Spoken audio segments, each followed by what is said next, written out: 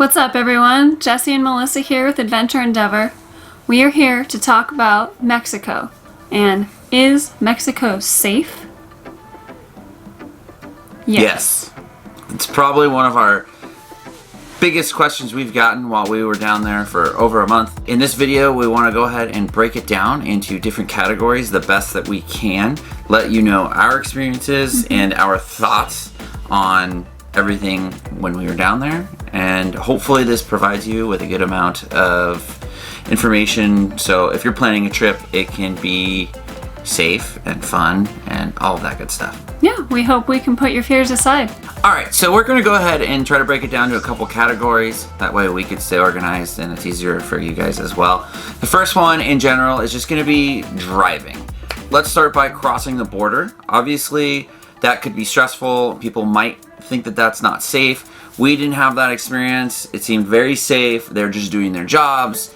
Everything went smoothly as long as you have all your proper documentation. Don't be doing anything wrong. But everybody was nice and it was a great experience for us. We felt very safe. I never felt unsafe with the border crossing. No, the border towns do have a kind of a bad reputation for being more dangerous. So what we did to, just kind of negate that issue was we just drove straight through the border town. We didn't stop whatsoever, and we just kept on driving right through. We entered through Mexicali East, and basically we planned it to where we entered in the morning. We had all of our paperwork, we allotted plenty of time, and then we drove all the way to San Felipe, which is a much smaller town, safer town, and that way we didn't have to be in one of the larger border towns when it might be unsafe. And as we drove south, that's something we'd like to talk about as well. Safety is not always necessarily like being attacked or robbed or mugged or anything like that. So safety is like being prepared in remote areas, We touched on this on a couple of our other videos, having some extra fuel that you might want to bring, some extra fuel filters, stuff like that. But overall, we felt very safe driving on the roads down there. They're remote, so always just top off whenever you're in an area where there's fuel. Just always have extra fuel. Obviously have a spare tire. The roads were in very good condition overall. A couple of the offshoots that go to the more remote towns, the roads would not be great. They are narrow, but they're safe. I mean, some of them are very nice, like new roads. Yeah, there are a fair amount of dirt roads all throughout the country, and then on the roads themselves, you'll see like cows and goats and various livestock. So to kind of get into that, the livestock, that's kind of a big issue, and it can be unsafe, especially if you're driving at night or in the dark.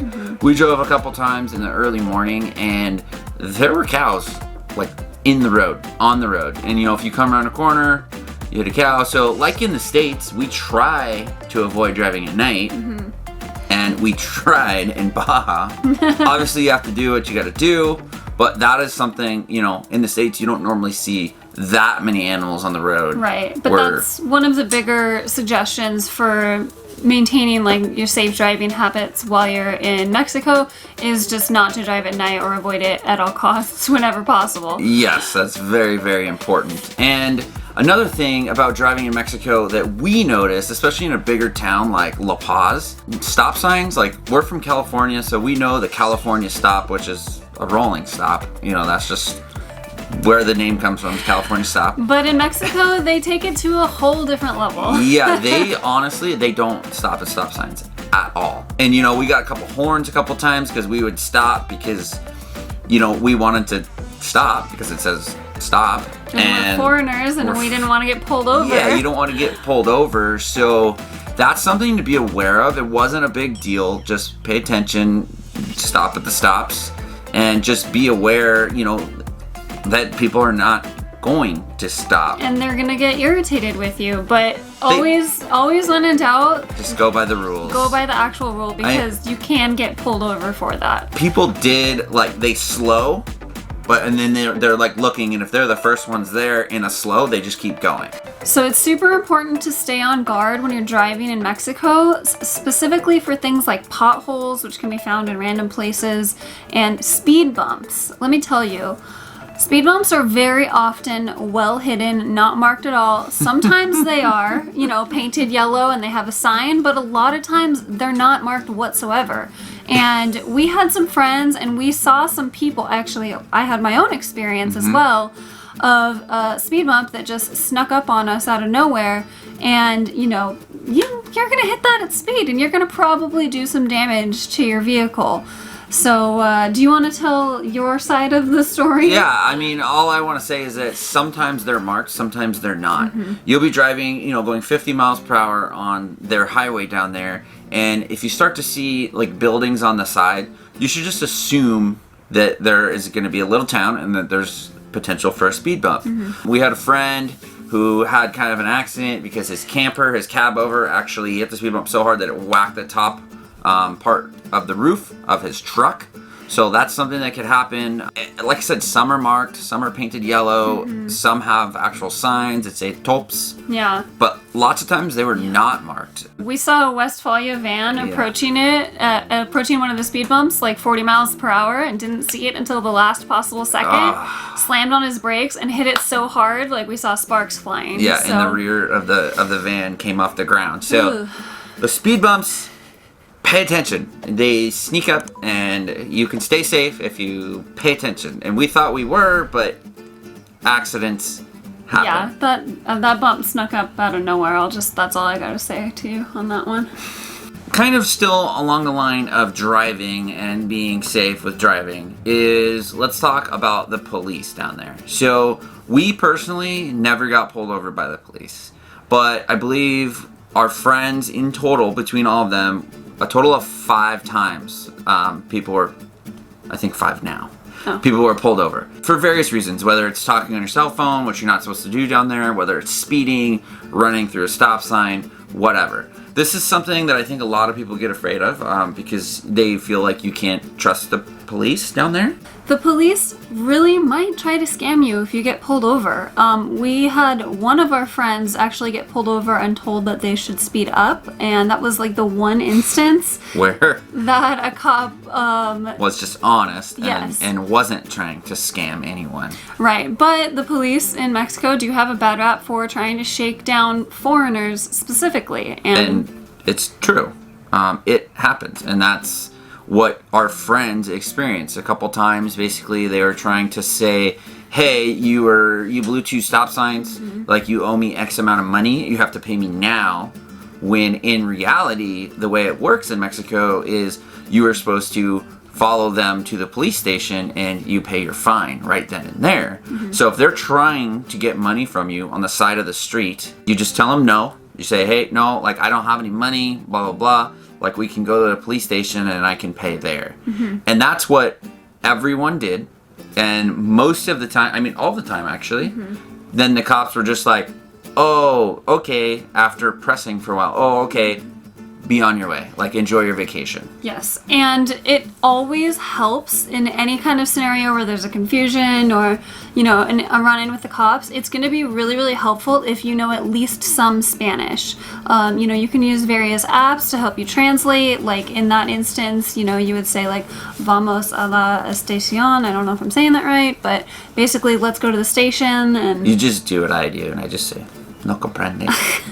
Say that long enough, and then they'll just let you go. That's what I realize. But that's the thing, guys. That's kind of what you do. You just say no, like I'll follow you to the police station, and you just do that, and that's it. Like, yeah, it's kind of weird, but that's just our experience, and it wasn't really a big deal. But it did happen multiple times. Most of the time, after our friends said something like that, like let's go to the station, the cops just let them go. So. Yes. Also, another little tip is when you have your identification, we gave them paper identification, a photocopy of our passport and of our driver's license, because there was an instance when the police officer kind of tried to take somebody's ID, we think maybe just to make it harder, to like maybe to try and buy it back. Yeah. We don't know, but anyways, they got it back, so that's something to think about as well. Along with driving, you're gonna go through multiple military checkpoints. They're not a big deal.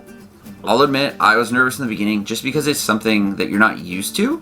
But realistically, once you start to go through them, you get more comfortable and you realize they're just doing their jobs. They're looking for guns, they're looking for drugs, they're looking for any illegal activity. And they're normally just younger guys and they're just serving their time in the military. So It's intimidating because they're in full camo. They have like what I believe are M16s. Don't quote me on that. They have big guns. And, you know, there's like that language barrier. But overall, we had positive experience. Never anything negative. We did read some reviews that like they stole stuff out of your trailer. This and that. And people will talk, you know. We basically, when you get pulled over, sometimes they'll ask to look in your trailer. And they're going to ask you to open it, and you should watch them while they're opening it to make sure they don't steal anything. We never had that issue. And then she would normally stay in the car. They never asked us to take our dogs out of the car or anything like that. The dogs just stayed in the back seat. She stayed in the truck. I got out, showed them around a little bit. Easy. Yeah, mostly what they're doing is trying to protect their citizens and visitors to the country from, you know, run-ins with the cartel and that kind of thing. So they're basically trying to reduce the danger of the cartel. So really, it's nothing to worry about. It looks kind of scary when you see these young guys, you know, in full military attire with big old guns driving around in the back of a truck, but it becomes like an everyday thing. It becomes normal. And, you know, we were just in truck campers, so I would imagine if you have like a big fifth wheel or a Class A, which we have in a whole nother video on taking a large rig down there, if you guys want to check that out. But it might take longer because they might, you know, they're not going to go in and they're going to check everything out. So, you know, we don't know. But with the cab over, it was quick and easy and simple and nothing to be worried about. Now we want to talk about a couple negative experiences that we personally had, and I didn't think they were that bad. So the main one that I had was we were leaving a boondocking site. We had stayed 2 nights there, and we were literally pulling out this dirt road, and this guy kind of comes in a car kind of fast, and he blocks the road. And from my understanding, I don't speak good Spanish, he was trying to say that I owe him money for staying on his beach, which there, you know, there were no fences, there were no signs. Overlander app said that it was a nice free spot. So I think the guy was just trying to scam us and trying to get some money, and he got really mad, and I said no comprende, and then he got really mad, and I said no comprende, and then finally he went on to talk to our buddies who were behind us, and he got out of the way, and I just was like, I'm gonna get out of here. Like, so we drove off. And our friends did speak Spanish, and it was the same thing. He was trying to scam them. So she was basically like, hey, like, you don't have like official documents saying that you own the property or whatever. You don't have a sign posted, all that kind of stuff. And finally he's just like, oh, like, okay, like, you know, if you're leaving, then just get out of here, blah, blah, blah.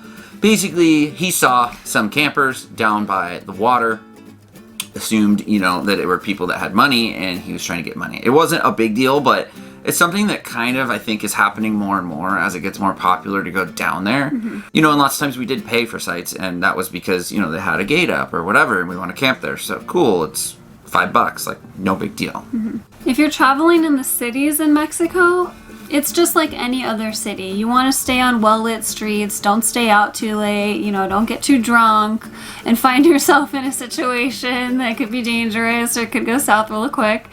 You know, it's just the normal stuff. Stay on guard. You know, anytime you're traveling in a foreign country, just be aware and, you know, watch your back and just do your best to be safe. Maybe not have like a ton of money on you. You know, just bring a small amount of money, or even then you can maybe just bring a credit card. Everybody does that differently, especially in different countries. Yeah, we recommend, you know, if you are going to have a large amount of cash, because you're not going to find an ATM in every single spot that you stop at, it's a good idea to just kind of spread your cash out throughout, you know, your RV or your truck, or, you know, in different pouches and all that kind of stuff, with all your spare documents, kind of save things in, you know, a little hidden compartment if you have anything like that. That kind of standard thing to in order to avoid being pickpocketed, because we did have a friend when walking through downtown Cabo in one of the busier partier type of areas. Yeah, like the main strip in Cabo. Yeah, she did notice that somebody had tried to like reach in her husband's back pocket, which thankfully he keeps his wallet in his front pocket. So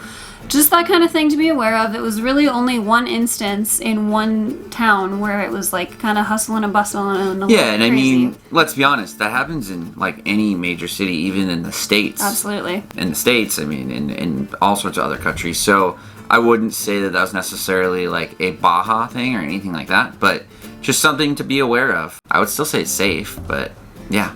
Yeah, I mean, I think that Mexico gets a bad rap for being dangerous, but we never felt unsafe the entire time we were there that I can really think of. Yeah, I mean, and we did a lot of reading on this. We watched some videos trying to basically get all of our ducks in a row and just know what to expect. And that's what this video is kind of like knowing what to expect. And to be completely honest, people ask, would we go again? And 100%, like, we're already planning on going next winter. Absolutely. It was such a beautiful country, amazing experiences with new friends, and we definitely think that you shouldn't miss it. If you're thinking about it, you should go for it. Yeah, and like always, guys, we really appreciate you watching, and if you have any other questions, please put them in the comments, and we will do our best to answer them. And like always, thanks for joining our adventure endeavor.